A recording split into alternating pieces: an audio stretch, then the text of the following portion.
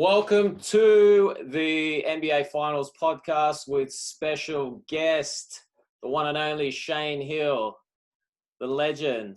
Shane, what's happening, brother? Looking forward to these playoffs, mate. Big one. Yeah. A little bit of surprise too, huh? Yeah. We love Miami. We've liked Miami all year. Miami, I'm happy on the 5 seed coming in. Yeah, how Number good. 1 seed LA Lakers. Yep.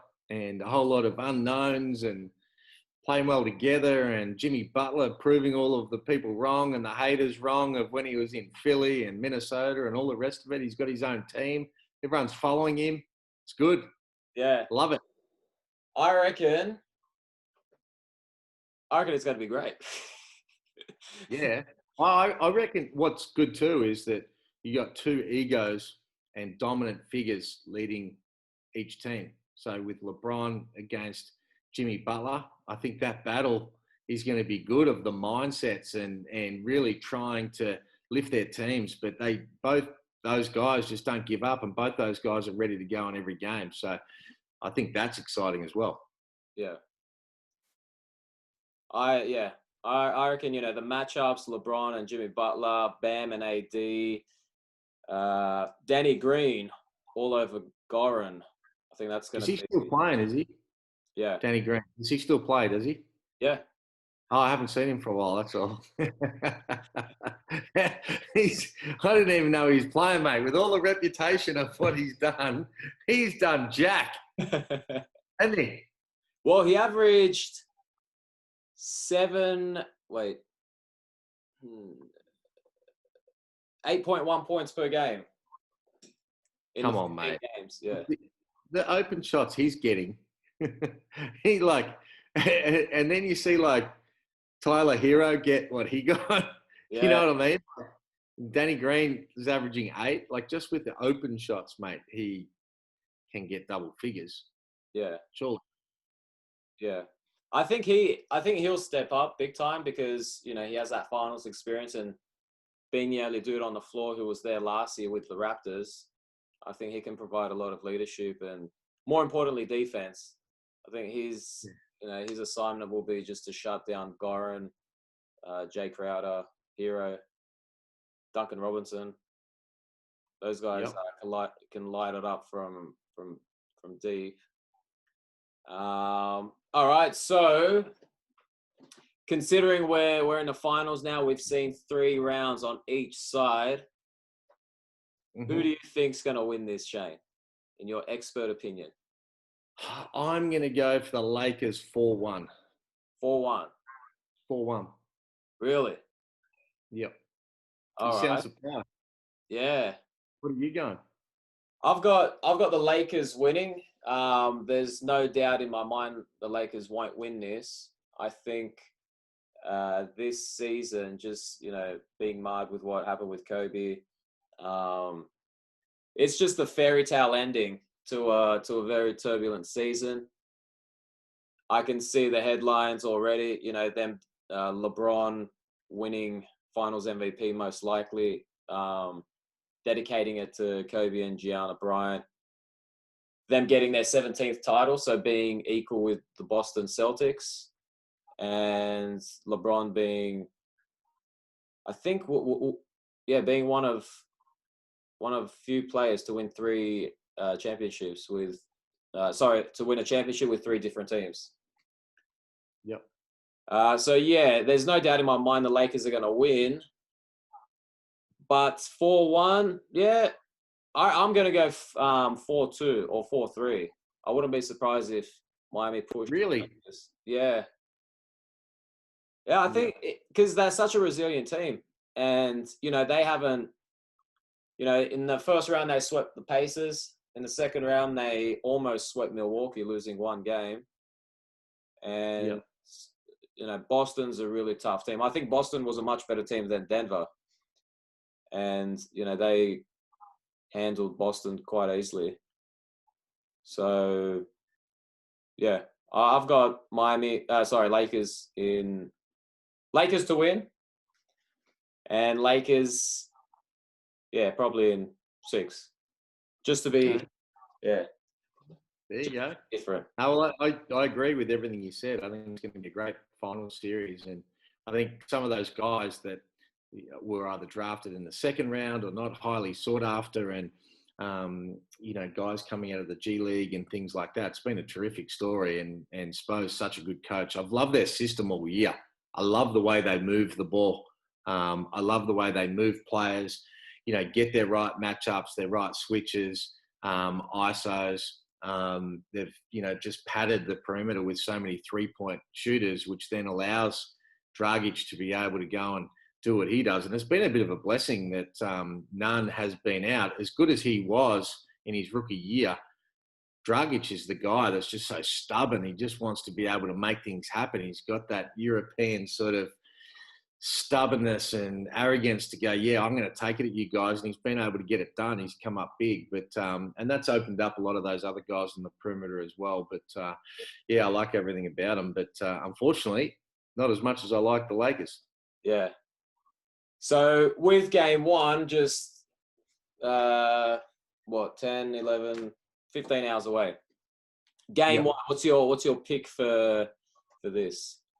Well, I think the Lakers win, and I think that it's going to be a higher scoring game than the total. So I think it'll go over 217.5. I think there's generally pretty good odds to be able to multi those two together. I had a bit of luck with that in the Lakers series of being able to take the Lakers into the over. So I think that's normally pretty good value at 280 plus. So I think that's probably where the money is. Do you think the Lakers cover the 4.5 line? They're so accurate. I think they're going to sort of teeter around that. I think it'll be a 1-10 margin. The hard thing when you're taking the Lakers to cover is that they are so stubborn, Miami, and they can hit threes so quick. So the Lakers can be up 12 points with 2 minutes to go, and all of a sudden it's a 4-point game, and they're walking the clock out. It's like it's just one that I wouldn't want to mess with. I'd rather take the bet that I suggested. All right. So Lakers 1-10. Yep. And over 217.5 points. Yep. All right. What about some player performance markers? I'm seeing some value here with player for player. So Jimmy Butler, his player points is 20.5. See, I'm going under that. Under? Yeah. What I think about Butler is he diverts to everybody else so much in the first half. And so you're really relying on him having big second halves, which he's traditionally done, but you're starting behind the 8 ball with him just because he's not aggressive at the start of the game. Whereas you see the other superstars, they're going to start taking what they can. So I think it's always a bit of a risk with Jimmy. What's Caruso? What's his line? His is he's always at around 6.5.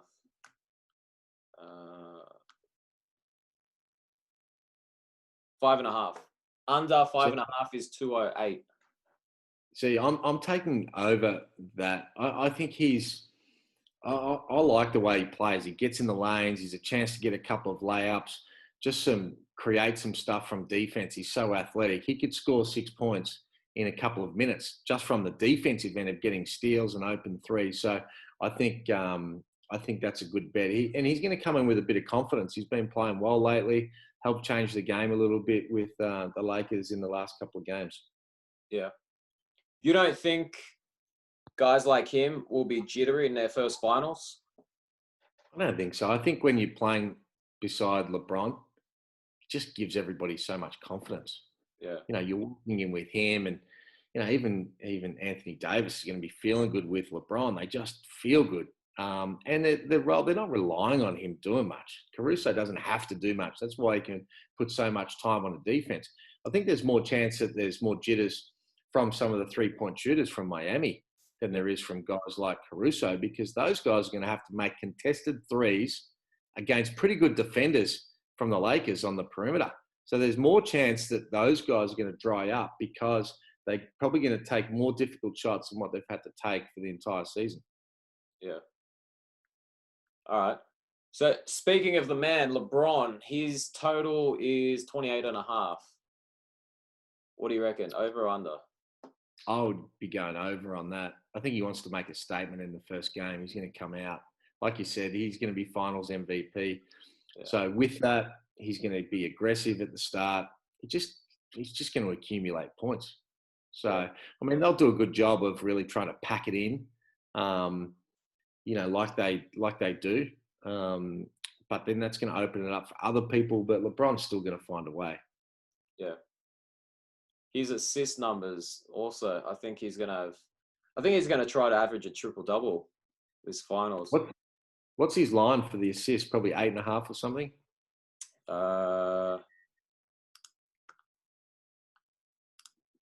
Yes, 8.5, but it's only paying $1.71. Yeah. I think there's probably more chance that his assists are going to be higher because they will really try and clog it up. Miami do a really good job of sort of building a wall in transition and really trying to take the stars out of the game, just like they did with the Greek Freak when they played. So they'll do that. Obviously, LeBron will try and find ways to be able to get everybody into the game, and his assists will be high. Yeah. All right. Rondo. Rondo's now, he missed the entire Portland series, and believe it or not, he has the highest 3-point shooting percentage on the Lakers at 44.8%, averaging 9.1 points per game in 10 games. Is there a chance Rondo steals the finals MVP from LeBron? No. No chance. Zero. No. You and I have got more of a chance of getting that. And saying that, Rondo's been good. Rondo's been great. I mean, he's been a fantastic piece. I mean, he only shoots it because he's, no one's within 6 feet of him. But his defense, veteran defense, smarts has been good. His ability to be able to find people and be able to penetrate and bring other people into the game has been great as well. So, that was the thing that felt like they missed during the year. Just didn't have a legitimate point guard. Somebody with the experience to defend, control the tempo, get other people into the game. And because he doesn't like to shoot the threes, and even though with that stat, he's shooting it when he's wide open, it's not what he wants to do. So he does something different than Danny Green and these other guys that do want to hit 3-point shots. So it's a really good compliment for the Lakers. Yeah. Yeah, I agree. He's so good. And he's very vocal, as is his brother on the bench. Remember when he got into How good was that? Yeah. It was great. I loved that. I became his brother's fan, even though I don't know it, because I would have done exactly the same thing on Westbrook. Yeah. And it would have even been better seeing Westbrook fire up. It would have just made it so much better. Imagine what they would have been saying over a few beers that night. Yeah. It would have been loving life. Westbrook's so shit. But yeah. All right. All right. So that pretty much covers it. So we've got over 217.5 in game one. Shane and I agree that Lakers will win. The line 4.5. Yeah, I'll probably stay away from that, even though I think Lakers will cover it. I wouldn't be surprised if the Lakers blow this one out. If they make their shots, they can easily get a blowout. And I agree. That's why I think the best bet's Lakers just to win into the over 217.5, because then you're not relying on any numbers of if it is a blowout. And I think that could happen as well.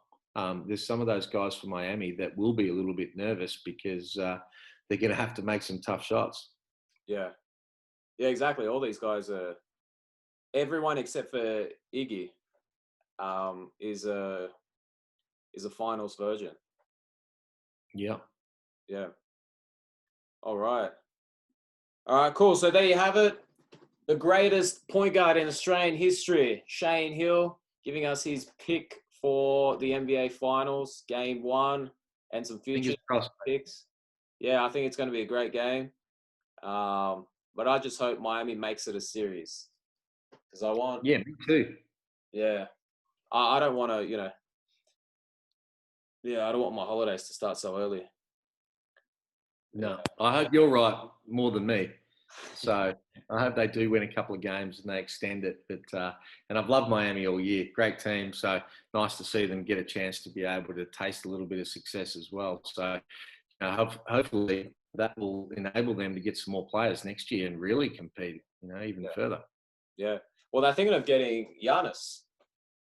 If they can get Giannis, oh my, that's going to be something. That's a game changer. Yeah. Hey, what did you think of Doc getting the ass? I've told you, Doc has always been the most overrated coach in the NBA. Remember, I told you Clippers are going to lose that game 7, Yep. and I just knew it because Doc's just. I mean, Doc is like he's a good coach because he's a former player, so he knows how to speak to his players, and his players respect him. But he's not the smartest coach, so I think he makes some poor subs at the worst times. So I'm happy for the Clippers getting rid of him. But kind of interesting seeing who they choose to be his replacement. Yeah, and then where he goes, because they're going to regurgitate him real quick. Yeah. He'll be somewhere. Yeah. They might get him to coach Houston because D'Antoni's out. They might send him over there to coach his son, teach him how to play better. Jeez. Can't stand his son. He'll end up in Philly, surely. Surely that's the job that he wants, right? Because they've underachieved so badly. They've got a couple of key pieces. Yeah. Surely that's where he'll be. Yeah. Yeah. We'll see. Fuck Doc. All right. All right, mate. Yeah. Hopefully we get up on this and we can reconvene. Do you want to reconvene for game 2 or skip it and? Yeah, whatever, mate. I'm around. So you let me know. Good. Cool. Yeah, look at it. Yeah. Sweet. All right, Shane. Appreciate it, man. Enjoy. You are the man.